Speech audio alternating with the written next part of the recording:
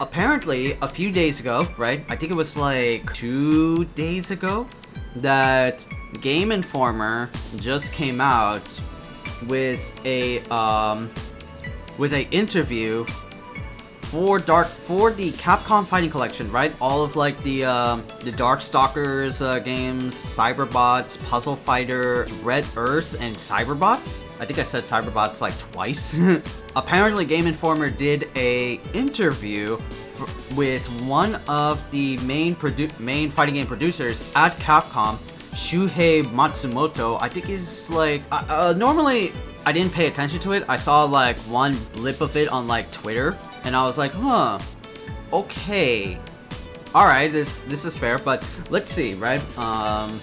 The interviewer asked, like, Shuhei Matsumoto, right? Does the inclusion of series like Darkstalkers, Cyberbots, and Red Earth increase the chance of a revival of any of these series in the future? Right? Because, you know, right, Darkstalkers, you know, this has been another rework, another recollection, another repackaging of the famous fighting game series, right? And it's been so long since we last seen Darkstalkers, and the last time we seen Darkstalkers in the quote-unquote modern day was Darkstalkers Resurrection on the PS3. And lo and behold, it did not make any sales expectations from Capcom. It was bitter, it was south, right? There was a whole, like, precursor, like, CG cutscene. If anybody remembers that, there was a CG opening cutscene of Dimitri and Lord Raptor, right? Iconic Darkstalkers characters, you know, and Lord Raptor's guitar, like, sigilling, like, Darkstalkers is not dead. That was, like, a CG cutscene that happened to appear at a Comic-Con many moons ago. And what happened after was a Darkstalkers Resurrection pack, which had Vampire Saviors, I think it was, no, Night Warriors 3 and Darkstalkers 3, excuse me, only those two games specifically. And it had Iron Galaxy and Double Helix at the helm of that Resurrection, right? So that's nice. But it did not increase any sales. Nobody was like buying that game, right? And that was like the last time we saw Darkstalkers. And now we get to see it again with the Fighting Collection, along with other IPs that we haven't heard of in a long time. I genuinely want these titles to be played once again on current gen consoles. I also want people who may have seen them but never had the chance to play them to get this opportunity. That said, we do not think this will necessarily increase the possibility that this series being revived, right? So that's a good takeaway, right? Like, a lot of fans, especially myself, were kind of optimistically anticipating that if we buy this collection, then dormant Capcom IPs once again like revitalized. I'm actually pretty stoked. I've never been able to play all these games, play Darkstalkers maybe once. Yeah, and that goes in line with like Matsumoto said. Like, thank you for bringing that up, Beastgator. Yeah, for those that haven't played Darkstalkers a holy metric ton, right? This is your perfect chance to play them because there are 5 different Darkstalkers games in this Capcom Fighting Collection. Wonderful lore, wonderful characters, right? But for those that were hoping for a revival, like a resurrection of Darkstalkers or Cyberbots or any other like dormant Capcom IPs, that if this sells, then Capcom will make bank. Matsumoto was honest, like quote unquote honest, right? Because when you're interviewed, you can't like just lay flat out that no, these series are not going to come back. There's a little bit of a PR decorum, right? So he's honest in saying that, you know, Darkstalkers is not going to come back, right? Because, you know, it's like, of course, a fighting game, right? It's not going to like make much bank, right? Compared to what Capcom is top 3 like head honchos of their best-selling IPs, which is Devil May Cry, Resident Evil, and Monster Hunter, right? those three continue to get sales to this day. Street Fighter maybe, but I don't know, it's weird with Street Fighter, but if something is not Street Fighter, then I don't think the chances of that Capcom game to like be fully like, what was it, acknowledged or get that money, you know what I mean? It's not gonna happen, right? And I want it to happen, right? Like I said, it's been such a long time since like Darkstalkers was ever mentioned in the modern gaming world, right? The last time we got it was Resurrection, and that was it. And yeah, you know, he's honest, right? They're honest that, you know, this Capcom Fighting Collection is going to make some bucks, but not like a holy metric ton. Like, Capcom, again, is like a company first, right? And they want to see units being sold first and foremost, rather than like, you know, their longevity means if this game makes bank, right? As long as it makes bank, as long as there's like number of units being sold and shipped, then that's an okay game in Capcom's book. It's already hard to get back a Marvel vs. Capcom game that they put effort in. It'd be dope if they brought that franchise back, but I'm not holding my breath either. Yeah, exactly.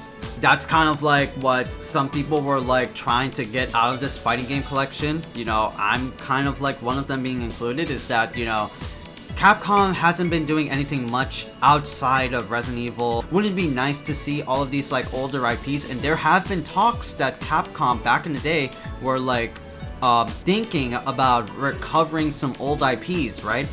They brought back not Dino Crisis, but I don't know how long that's gonna be lasting. Man, wouldn't it be nice that if we got to see some other shit that Capcom has been like cooking up and they've been like stewing away outside of like the usual norm? Goddamn, would that be fun to like see. But chances are it's not gonna like, you know, be revived anytime soon, because, you know, it is what it is, right? They expect that like they're gonna have little sales, little shipments sold, sort of thing, right? How important is it to you to preserve these classic titles, and do you think there's a chance for a new group of players to become fans of these older titles? Right? That's also important. That's also an important thing, because, you know, this is kind of like relates to like my IRL social circle, right? One of my boys, Jerry, he is so interested in the Darkstalkers universe that he never got to like play these games when he was young, or never got the chance to play Resurrection at the time, right? Because he was more into the general crowd, like, you know, Elder Scrolls, Call of Duty, all that sort of thing, right? Halo being one of them. This could be like the perfect opportunity for my boy Jerry to play the Capcom Fighting Collection, and he's going to be heavily into it, right? That's good. I want to see my boy play some more fighting games, right? I think classic material should definitely be preserved. This is truly not only for games, but also for industries and cultures. Yep, exactly, right? That's a good answer, right? That's a good versed answer, right? A lot of these games, a lot of these old classic IPs, you do not see in the modern day at all, right? They are more associated as like antiquities at best, just things that like here to collect dust and be gone from the movement of time. Everybody's always trying to like seek the new best thing, right? And, you know, with Street Fighter 6 being more, you know, more hyper realistic, like you can see the souls in Ryu's foot. They're trying to make things more next gen and new, so it'd be hard for like the new crowd or a gen crowd to like be appreciative of older classic titles unless you're like in that scope of range, not scope of range, what is it? Unless you're in that category of hardcore fans that love, you know, the old classics. My goal is to revitalize the community by doing so. I also want people who have never played Capcom past titles to get a chance to. And I want people who jumped in after Street Fighter V to be able to say, I didn't know that costume was from this character, and fall in love with these characters, world, and story from these original titles. I believe one of my jobs is to create these kinds of opportunities for players. Yep, that's very accurate, because, you know, that sentence alone, I did not know that costume was from this character, right? Because Street Fighter has been proliferant with all of like the extra battle costumes. Like Ryu got like Jin Saotome costume. Some of like the Street Fighter cast got like Darkstalkers skins, if I remember correctly. Like I remember Urien got a Donovan Bane skin. I think I saw Gil getting the Pyron skin. Yeah, there's like a few out there here and there in Street Fighter 5, right?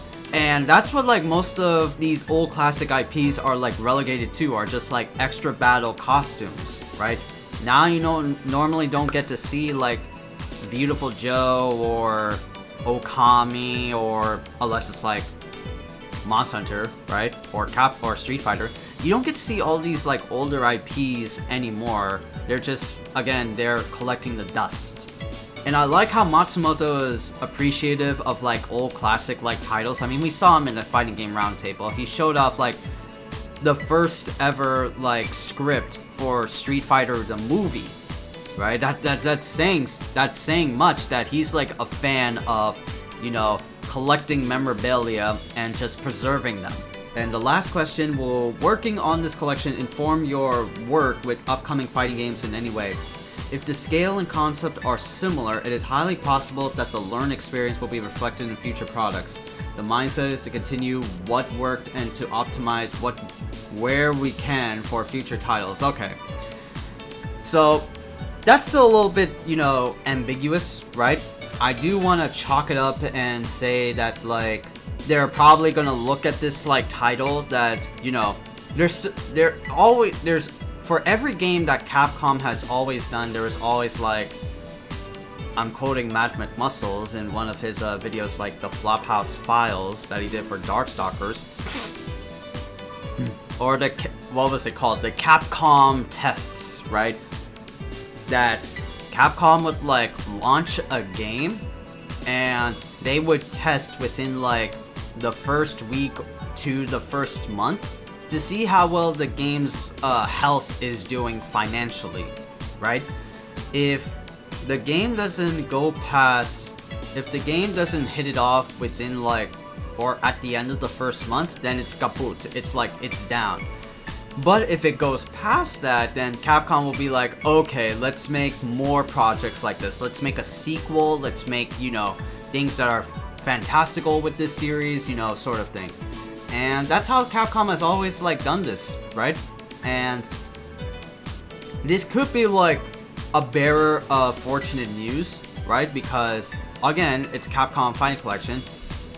Albeit, you know, Matsumoto did say that like, you know, well, no, the chances of this series being revived is very little or to none.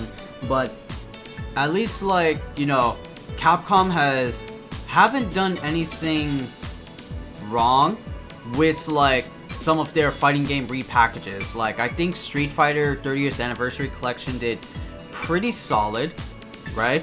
I think the 30th Anniversary did pretty solid. I don't know about MVC Origins. That was also a repackaging of Marvel Superheroes versus Street Fighter. Was it? Oh no, it was Marvel Superheroes and MVC 1. Yeah, I think that was it. But it, from my understanding, it did pretty okay.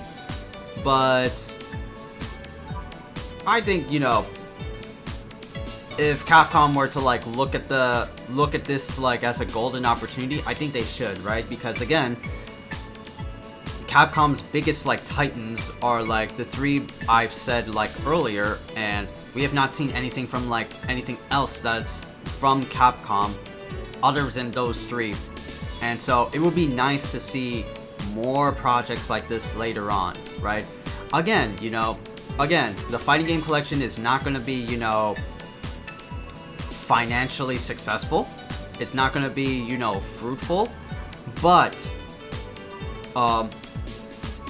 if they were to like take data on this and how well it will go into like future projects, then yeah, I'm all for it. You know, I like Capcom doing like ports or like collections of old games and porting them over to modern day systems. Like I like that shit. Like give me give me more of that, right? Give me more of like Capcom memorabilia, because I like that, right? And there are a lot of like Capcom IPs that, you know, are hidden in the closet that I think like the chat can understand, that are long and forgotten in the testament of time, right? We're still missing some like fan favorite like fighting games, right? Power Stone, Rival Schools. Imagine if Capcom did like a 3D fighting game repackaging, right? Of just those two specifically. Imagine if they do like a rework of like the old JoJo game. But again, I think JoJo is more Bandai Namco, and Bandai Namco is taking over that department for anime fighters, or more arena-based anime fighters. Yeah, so I would like to see like more like HD ports from Capcom. That would be like a safe bet. There is like that rumored Digital Eclipse Marvel vs. Capcom 2 remaster, right? But who knows how long that information has been. Like, who knows how long that free MVC2 was like trending on Twitter. I'm pretty sure you can make it like run it back, but it's been a long time since we heard anything from Digital Eclipse, being their own studio and going to revitalize classics, and free Marvel vs. Capcom 2 was a hashtag trending moment on Twitter. And now it's just like, nobody's, I think, is like talking about Marvel anymore. Outside of Disney Plus and MCU, nobody's talking about Marvel vs. Capcom anymore. Take as much time as they need for Digital Eclipse. I want to see them, you know, successful. I want to see them remake Marvel vs. Capcom 2 and other games that they have done. So I'm all up for it. As for this interview, you know, pretty much genuine, pretty much alright. I still have to like reabsorb this information, you know, because it's still a lot of like blurry between the lines, right? But you get the gist of what I was like talking about, chat. You know, hopefully we get to see more classic collections like this. That doesn't mean we get series revived, but maybe it could be like a 1%. It could be like a 1% chance.